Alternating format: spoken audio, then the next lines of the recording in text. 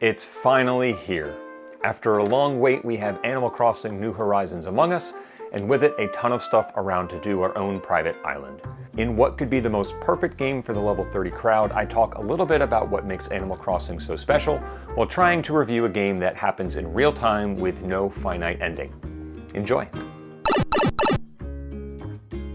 If you're enjoying what you've been seeing on the Level 30 Games channel, please make sure to like this video and subscribe to us for more reviews, old school Let's Plays, podcasts, and more for the adult gamer. Just a quick note to say this review isn't going to cover much in comparison to previous entries in the series.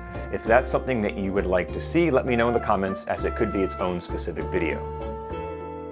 With releasing in what is clearly a time of need for stress reduction and escapism, Animal Crossing's New Horizons is the perfect game to take a mental break from the real world and do things you would normally do in the real world.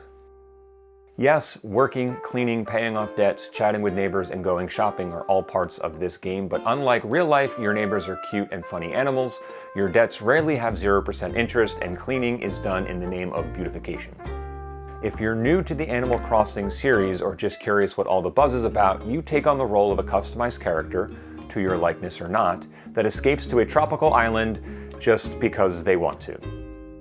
It is here that you spend your time doing simple tasks while engaging with fellow islanders. Day by day, the world around you gets more complex as there becomes more things to do and more resources in which to do them.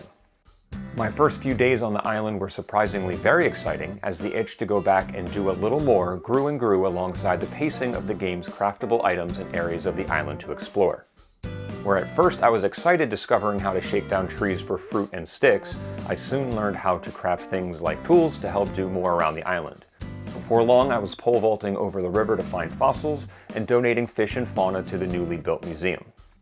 While tasks are simple, they build on each other so smartly the anticipation of what happens on each new day only grew to my desire to want to play more.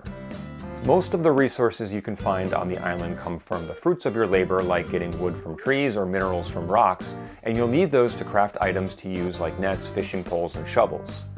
Pre-release and early on, I was concerned about the crafting elements of the game and that they would be a burden or cumbersome, but so far they have proved to be simple, manageable, and rewarding. There are also items you can buy with bells, the Tom Nook mandated currency system, which you can achieve by selling unwanted items, bugs, fish, shells to the local shop.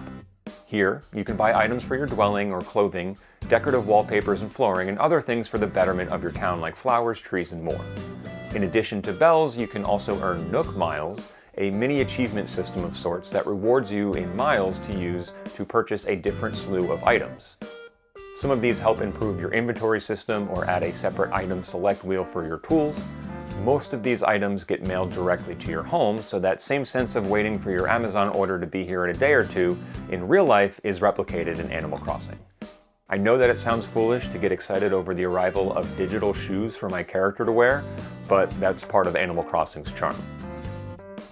That charm extends to multiplayer as well, but in a rather shallow endeavor. Friends can visit your island and vice versa, but there isn't much to do collectively other than run around together and share some items. Once you add them to your Nook Phone friends list, you can send them letters, packages, and in-game messages, which is nice but simple. Seeing something for sale in my shop that I know a friend would like and mailing it to them is just a kind gesture that is more of a reward than anything, but it's in this simplicity that Animal Crossing succeeds, so I can give it a pass on not having more intense multiplayer offerings.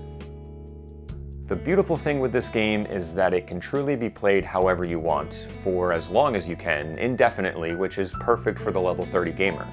And since it plays in real time congruent to where you live in the world, there is no rush and no need to hustle about.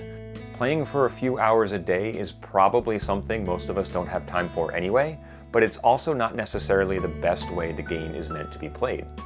A few chunks of time a day is worth it, heck, even 20 minutes a day is worth it. There is no penalty for taking your time, and you're not missing anything by speeding up. While playing with a review in mind, there were days early on where I exhausted everything I can do in that day, and yet the itch to exist in the quaint little island town with my neighbors Tank and Frida was just too alluring.